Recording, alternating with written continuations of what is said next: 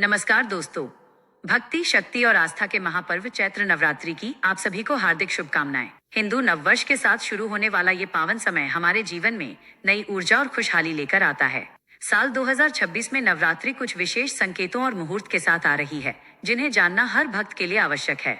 आज के इस वीडियो में हम माता के आगमन के वाहन, कलश स्थापना के शुभ समय और माँ शैलपुत्री की उस पावन कथा के बारे में विस्तार से जानेंगे, जो हमें जीवन में धैर्य और स्थिरता सिखाती है। तो चलिए आज की इस आध्यात्मिक यात्रा को शुरू करते हैं। हिंदू धर्म में चैत्र नवरात्रि का विशेष आध्यात्मिक महत्व माना जाता है, जिसे हिंदू नववर्ष की शुरुआत का प्रतीक भी कहा जाता है। भक्त पूरे साल इस पावन पर्व का इंतजार करते हैं, क्योंकि इन 9 दिनों में प्रकृति और भक्ति का अद्भुत संगम होता है। साल 2026 में चैत्र नवरात्रि 19 मार्च से शुरू होकर 27 मार्च तक चलेगी। इस बार ये पर्व पूरे 9 दिनों का होगा, जिसका समापन राम नवमी के साथ होगा। मान्यता है कि जो भक्त सच्चे मन से इन 9 दिनों में देवी दुर्गा के 9 स्वरूपों की आराधना करते हैं, उनके जीवन में सुख, समृद्धि, शक्ति और सकारात्मक ऊर्जा का संचार होता है। शास्त्रों के अनुसार नवरात्रि के पहले दिन के वार से ही यह तय होता है कि माँ दुर्गा किस वाहन पर सवार होकर पृथ्वी लोक पर आएंगी। उनके सभी वाहनों का विशेष महत्व और अलग संकेत होता है। यदि नवरात्रि रविवार या सोमवार से शुरू हो तो माँ हाथी पर आती हैं, जो सुख समृद्धि का प्रतीक है। शनिवार या मंगलवार को आगमन होने पर वाहन घोड़ा होता है, जो युद्ध या सत्ता परिवर्तन का संकेत देता है। बुधवार को नाव पर आगमन भक्तों के लिए खुशहाली लेकर आता है। इस वर्ष नवरात्रि गुरुवार से शुरू हो रही है, इसलिए माता रानी डोली पर सवार होकर आएंगी। धार्मिक मान्यताओं के अनुसार माता का डोली पर आगमन प्राकृतिक उतार चढ़ाव, सामाजिक चुनौतियों और आर्थिक अस्थिरता का संकेत माना जाता है। ज्योतिषाचार्यों के मुताबिक यह समय लोगों को सतर्क रहने और एकजुट होकर परिस्थितियों का सामना करने का संदेश देता है। हालांकि मां दुर्गा की कृपा से हर कठिनाई पर विजय प्राप्त की जा सकती है। नवरात्रि के पहले दिन घट स्थापना या कलश स्थापना का विशेष विधान है, जिसे घर में ईश्वरीय शक्ति को आमंत्रित करने का प्रतीक माना जाता है। 19 मार्च 2026 को कलश स्थापना के लिए 2 विशेष मुहूर्त अत्यंत फलदायी हैं।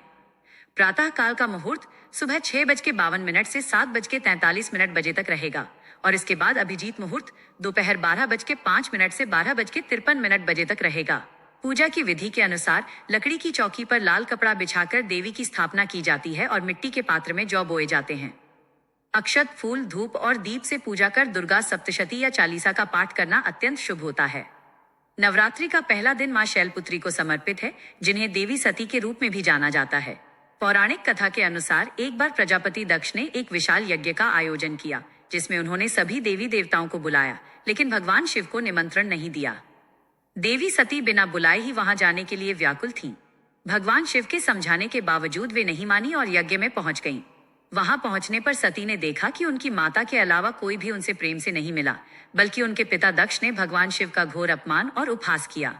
अपने पति का ऐसा तिरस्कार सती सहन नहीं कर पाईं और उन्होंने उसी यज्ञ की अग्नि में कूदकर अपने प्राण त्याग दिए।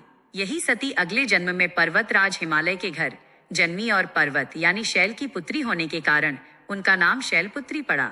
वृषभ पर सवार और हाथों में त्रिशूल व कमल धारण करने वाली मां शैलपुत्री हमें स्थिरता और कठिन परिस्थितियों में अडिग रहने की प्रेरणा देती हैं।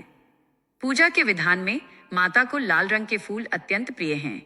मां शैलपुत्री के लिए जो भोग बनाया जाता है वो गाय के घी और दूध से बना होता है। आप माता को भोग में गाय के दूध से बनी खीर अर्पित कर सकते हैं।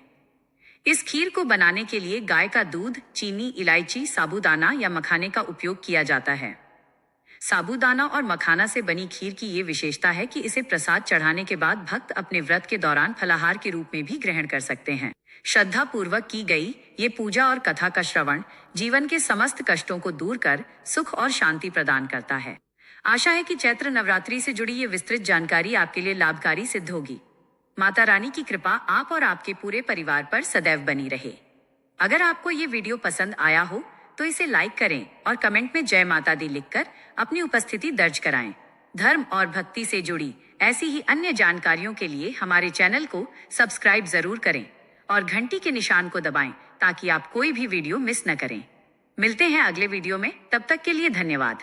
जय माता दी।